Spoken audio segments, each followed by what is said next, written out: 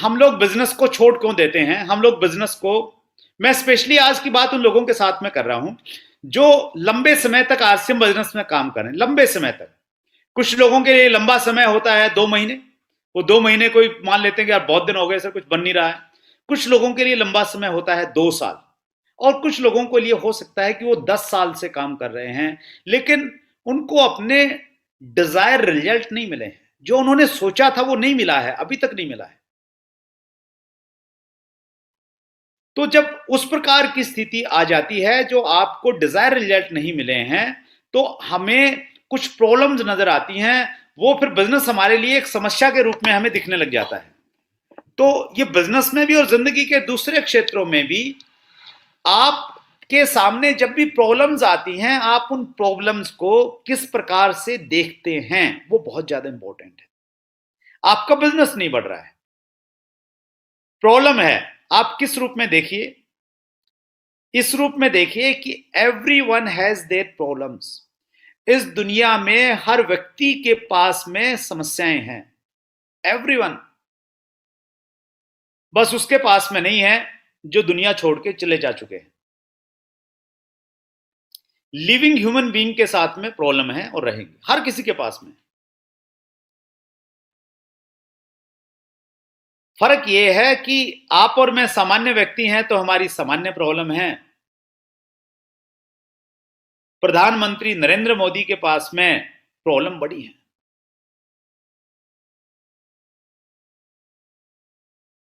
सेना के अध्यक्ष के पास में प्रॉब्लम सिपाही से, एक सैनिक से बड़ी प्रॉब्लम्स है। प्रॉब्लम हर जगह है। हमारा जो प्रोडक्ट है न्यूट्रीचार्ज, बेहतरीन प्रोडक्ट है। और न्यूट्रीचार्ज ने पिछले दिनों एक प्रोग्राम किया था, काफी साल पहले की बात है, बॉम्बे में पिलर अवार्ड का एक प्रोग्राम रखा था जिसमें अमिताभ बच्चन जी आए थे स्टेज पे बॉम्बे में। तो उस प्रोग्राम में अमिताभ बच्चन जी ने एक भाषण दिया, और वो जो भाषण उन्होंने दिया उसमें उन्होंने बताया कि मैं जब शूटिंग कर रहा था, संघर्ष कर रहा था, संघर्ष के दिनों में पूरी पूरी रात समटाइम्स शूटिंग रहती थी। सुबह 3-4 बजे जब मैं घर जाता तो मैं दरवाजा खटखटाता और मेरे पिताजी दरवाजा खोलते, हरिवंश राय बच्चन साहब। तो मैं पिताजी से कहता कि पिताजी जिंदगी में संघर्ष बहुत है, बहुत काम करना पड़ता है। तो उन्होंने कहा कि पिताजी ने मुझे एक बात कही थी कि बेटा, जब तक जीवन है तब तक संघर्ष है, जब तक जीवन है तब तक संघर्ष है। तो इतने बड़े बड़े लोगों के पास में भी जब चैलेंजेस हैं, इश्यूज हैं, तो हम आपके पास में भी होंगे। तो प्रॉब्लम से घबराइए मत, ये मत सोचिए कि यार बढ़ नहीं रहा, क्यों नहीं बढ़ रहा, प्रॉब्लम आ गई। सबके साथ प्रॉब्लम्स हैं, सबके साथ। दूसरी बात, जब समस्याएं तब सोचना है, every problem has a dead end. हर समस्या का एक डेड एंड है, उसकी एक डेड लाइन है। जैसे हर पहाड़ की, हर पर्वत की एक शिखर है। पर्वत कितना भी बड़ा क्यों ना हो, कितना भी ऊंचा क्यों ना हो, लेकिन उसकी एक शिखर आ जाती है। और उसी प्रकार से एक घाटी की एक तलहटी है। उसी प्रकार से हर प्रॉब्लम की एक डेडलाइन है। जिस प्रकार पतझड़ के बाद में बसंत आता है, पतझड़ ऐसा नहीं कि पूरी लाइफ रहने वाला है, उसका एक लिमिटेड पीरियड है, उसके बाद में वसंत ऋतु आती है।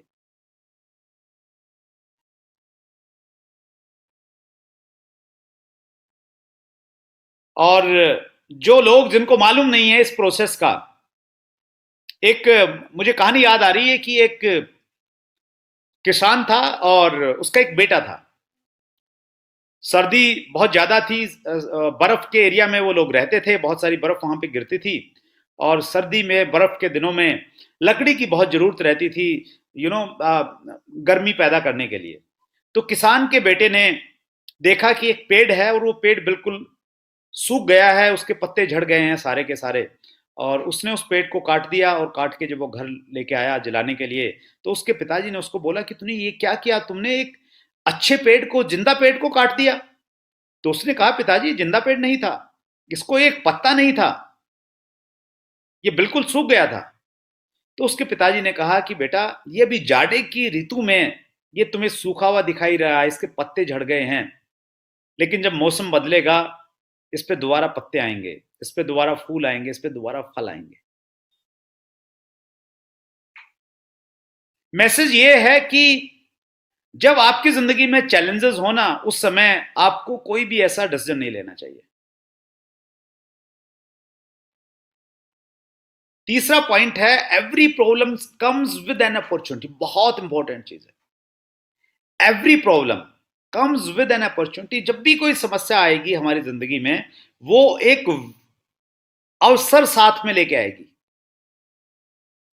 और नेपोलियन हिल एक राइटर हैं, उन्होंने अपनी किताब थिंक एंड ग्रो रिच में लिखा है कि प्रॉब्लम जिस लेवल की है उसी लेवल के अवसर उसके साथ में होंगे, उसी लेवल की अपॉर्चुनिटी साथ में होंगी। समस्या छोटी है तो अवसर छोटा है, समस्या बड़ी है तो अवसर बड़ा है। तो कोई भी प्रॉब्लम आती है तो उस हर प्रॉब्लम के साथ में एक अपॉर्चुनिटी है, वो हमें देखना पड़ेगा। उसी प्रकार से जिस प्रकार सिक्के के दो पहलू हैं, हेड है और टेल है, उसके बिना सिक्का नहीं बन सकता।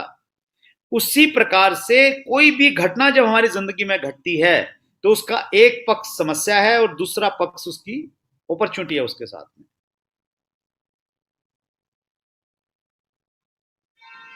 दूध फट गया तो दूध फटने पे कुछ लोग विलाप करते हैं, कुछ लोग रोते हैं, और कुछ लोग जिनको ये मालूम है कि ये दूध फटा है ना, इसमें अपॉर्चुनिटी क्या है, तो वो देखते हैं इसमें अपॉर्चुनिटी ये है कि इसको फाड़ के इसका पनीर बनाया जा सकता है। जिनको मालूम है ना वो उसका पनीर बना लेते हैं। कोरोना आया पूरी दुनिया के लिए एक प्रॉब्लम, लेकिन इस प्रॉब्लम में एक अपॉर्चुनिटी है। अपॉर्चुनिटी ये है कि दुनिया में कभी भी लोग मानव इतिहास में इतने ज्यादा हेल्थ कॉन्शियस नहीं थे जितने हेल्थ कॉन्शियस कोरोना की वजह से हो गए। अपने आप से पूछिए आप, जो बिल्कुल बर्फ का पानी पीते थे ना चिल्ड, वो भी गर्म पानी पीने लग गए।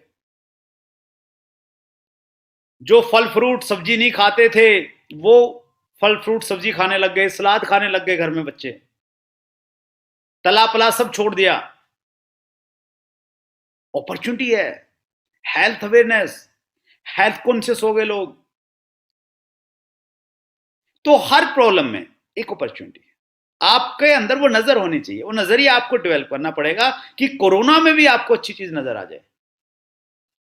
और मेरा अपना ये मानना है, ये मेरी सोच है कि कोरोना की वजह से, देखिए दुर्भाग्यपूर्ण है कि बहुत सारे लोग कोरोना की वजह से इस दुनिया में नहीं है, वो छोड़ के चले गए।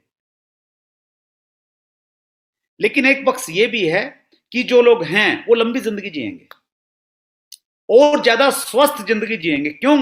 क्योंकि वो हेल्थ कॉन्शियस हो गए हैं। ठीक उसी प्रकार से जिस प्रकार से एक व्यक्ति को डायग्नोज हो जाता है ना कि भाई उसको बीपी है, तो खान पीन पे एक्सरसाइज पे ध्यान देता है, वो लंबी जिंदगी जीता है। और दूसरा आदमी जो लापरवाह है, डायग्नोज नहीं हुआ, उसको मालूम चलता हार्ट अटैक हो गया। तो उसी प्रकार से ये जो कोरोना वाली सिचुएशन है ना, ये लोगों की आने वाली जिंदगी को स्वस्थ बनाएगी, अच्छी बनाएगी, लंबी जिंदगी देगी। मैं इसमें एक अवसर देख रहा हूं, एक अपॉर्चुनिटी देख रहा हूं, इसका एक अच्छा पक्ष देख रहा हूं। तो वो आपको देखना पड़ेगा हर समस्या के अंदर में। Every problem makes you better. Her problem आपको हर प्रॉब्लम आपको बेहतर बनाने के लिए आएगी। क्या बनाने के लिए आएगी सर? बेहतर बनाने के लिए आएगी। मैं एक एग्जांपल देता हूं अपना। मैंने आरसीएम बिजनेस को ज्वाइन किया और मेरे जो स्पॉन्सर थे, स्पॉन्सर जिन्होंने मुझे ज्वाइन करवाया, मेरे फोरम में जिनका नंबर लिखा गया था, वो बहुत अच्छे वक्ता थे, बात बहुत अच्छी करते थे, भाषण बहुत बढ़िया देते थे। मेरा काम ये रहता था कि मैं अपने बजाज चेतक स्कूटर पे लोगों को पकड़ पकड़ के लेके आता था और मीटिंग में छोड़ देता था। मेरे अपलाइन भाषण देते थे, लोग ज्वाइन हो जाते थे, मोटिवेट हो जाते थे, काम करने लग जाते थे। बढ़िया ट्यूनिंग चल रही थी। अपलाइन भाषण देते, मैं लोगों को पकड़ के लेता, बढ़िया काम चल रहा था। हुआ, कितनी बढ़िया जोड़ी बनी हुई थी, कोई समस्या नहीं। अचानक समस्या ये आई कि मेरे जो स्पॉन्सर थे वो किसी गलतफहमी का शिकार हो गए कि भाई मेरी वजह से आरसीएम चलता है। मैं माफी चाहता हूं ऐसे शब्दों का इस्तेमाल करने के लिए, शायद पता नहीं उनको क्या रहा होगा, उन्होंने आरसीएम को छोड़ के वो किसी दूसरी कंपनी में चले गए। तो प्रॉब्लम थी या नहीं थी? प्रॉब्लम थी। बोलना ही नहीं आता, बात ही नहीं करना आता, प्लान ही नहीं दिखाना आता। अच्छा, प्लान दिखाने वाला चले जाए तो कोई बात नहीं है, प्लान दिखाने वाला ये कह रहा है कि आरसीएम से बढ़िया तो ये आ गया, अभी आरसीएम में कुछ नहीं है, ये आ गया। कौन आदमी? मोटिवेट करने वाला आदमी कह रहा है, और दूसरी तरफ एक ऐसा आदमी जिसको बोलना नहीं आता है। तो उस प्रॉब्लम ने मुझे बेटर बनाया। उस प्रॉब्लम की वजह से मैं स्टेज पे खड़ा होना सीखा, उस प्रॉब्लम की वजह से मैंने बोलना सीखा, उस प्रॉब्लम की वजह से मैंने जिम्मेवारियां उठाना सीखी। कुछ समय के साथ में बाद में प्रॉब्लम आ गई एक कि हमारे स्टेट के, मैं हरियाणा से हूं, तो हमारे हरियाणा के जो सबसे सीनियर आरसीएम के डिस्ट्रीब्यूटर थे वो छोड़ के चले गए। प्रॉब्लम थी। उस प्रॉब्लम ने मुझे और बड़ी जिम्मेवारियां लेने के लिए तैयार कर दिया, मेरे को बेटर बना दिया। कुछ समय के बाद में हमारे हिंदुस्तान के आरसीएम के जो टॉप अचीवर थे वो छोड़ के चले गए। उसने और बेटर बना दिया, इंडिया लेवल की लीडरशिप दे दी। 2011-12 में जब डायरेक्ट सेलिंग टफ टाइम से गुजर रहा था, हम लोगों ने मिलकर आंदोलन किया बड़ा लंबा। प्रॉब्लम थी, समस्या थी। उस समस्या ने एक अपॉर्चुनिटी दी कि इंडस्ट्री को लीड करने का मौका मिला, और world DSDW, direct selling distributor welfare association का प्रेसिडेंट बनने का मुझे मौका मिला, और इंडस्ट्री को लीड करने का मौका मिला, और बेटर बना दिया। और लीडरशिप आ गई, और नॉलेज आ गई, और ज्ञान आ गया, और बुद्धि आ गई थोड़ी सी। तो आपकी जिंदगी में भी जब भी कोई प्रॉब्लम आएगी ना सर, वो आपको बेटर बनाने के लिए आती है। हमेशा इस चीज का ख्याल रखिए। मैं आपको ये नहीं कह रहा हूं कि आप आज मंदिर मस्जिद गुरुद्वारे जाइए और भगवान से प्रार्थना कीजिए कि भगवान मेरी सारी अप्लाइनों की छुट्टी कर दो, मैं भी थोड़ा बेटर बन जाऊंगा। मैं बस ये कहना चाह रहा हूं कि जब कभी ऐसा हो आपकी जिंदगी में, तो रोइए मत, चिल्लाइए मत, चीखिए मत, आंसू मत बहाइए। ये देखिए कि इसमें अपॉर्चुनिटी क्या है, और ये प्रॉब्लम आपको बेटर बना के जाएगी। आपको अगर दिख नहीं रहा हो ना, समटाइम दिखता नहीं हमें कि यार क्या अच्छा है इसमें, क्या अच्छा है, लेकिन मान लीजिए कि उसमें अच्छा है कुछ ना कुछ। बिली जोली एक बहुत अच्छे राइटर हैं, उनकी बहुत शानदार किताब है, संकट सफलता की नींव है। अंग्रेजी में इसका टाइटल है a setback is a setup for a comeback. वो कहते हैं कि जब किसी व्यक्ति की जिंदगी में संकट आए हैं, चैलेंजेस आए हैं, इश्यू आए हैं, संघर्ष किया है, वही व्यक्ति महान बना है। बहुत सारे उदाहरण दिए हैं बिली जोली ने। तो हालांकि हमारे पास में उतने चैलेंजेस नहीं है, उतने इश्यूज नहीं है, उस प्रकार की चीजें नहीं है हमारे बीच में। जब आपको लगे कि सारी संभावनाएं खत्म हो चुकी हैं, काम करते करते हम थक जाते हैं ना कई बार, नहीं चल रहा, हो नहीं रहा है, बहुत हो गया यार, अब नहीं करना, छोड़ रहा हूं। जब आपको लगे कि सारी संभावनाएं खत्म हो चुकी हैं, तो याद रखना सब संभावनाएं खत्म नहीं हुई हैं। उस समय भी आशा की किरण है, उम्मीद है। कंसिस्टेंसी रखेंगे तो परिस्थिति बदल जाएगी। Extraordinary people are ordinary people, extraordinary people are ordinary people with extraordinary commitment.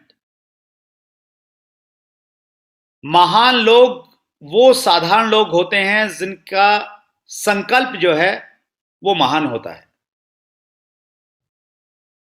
जो लोग हार मानने से इनकार कर देते हैं, उन्हें कोई हरा नहीं सकता इस दुनिया में। थैंक यू वेरी मच, बहुत बहुत धन्यवाद।